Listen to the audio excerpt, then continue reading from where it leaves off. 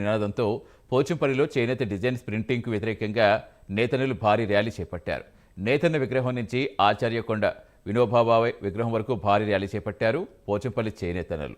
దేశ వారసత్వం సంపద భౌగోళిక ప్రపంచానికి తెలియజేసిన నేతన్నలు తెలంగాణ చేనేతలను రాష్ట్ర చేనేత జౌళి శాఖ ఏడీ వెంకటేశ్వర్లు తెలిపారు. ప్రపంచంలోనే నూతన డిజైన్స్ తెలియజేసినటువంటి ఇక్కత్ చీరలు, సిద్దిపేట గొల్లబామ చీరలు, నారాయణపేట చీరలు, పుట్టపాక తెలియారుమాల్ వస్త్రాలు ప్రపంచంలోనే భౌగోళిక సంపద కలిగిన వస్త్రాలని తెలిపారు. ఈ చేనేత పరిశ్రమ మీద ఆధారపడ్డ చేసుకొని జీవించేటువంటి వాళ్ళ మీద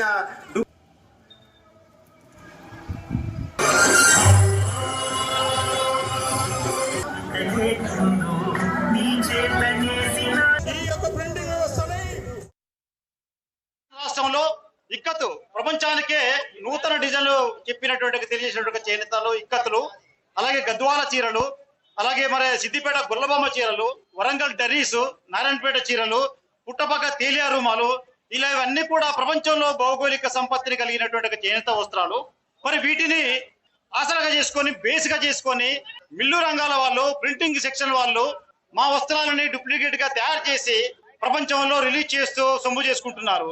దానికి వ్యతిరేకంగా ఈనాడు మొత్తం చేనేత రంగం అంతా కూడా కదిలి వచ్చింది. స్వతంత్ర సంగ్రామంలో చేసినటువంటి విదేశీ వస్త్ర బహిష్కరణకు తలదన్న విధంగా నేడు ఈనాడు చేనేత వస్త్ర పరిరక్షణను, నిజమైన చేనేత వస్త్రాలని పెంపొందింపాలి, ప్రమోట్ చేయాలనే ఉద్దేశంతో మరి చేనేత లోకమంతా కూడా ఈ రోజు తరలి వచ్చింది.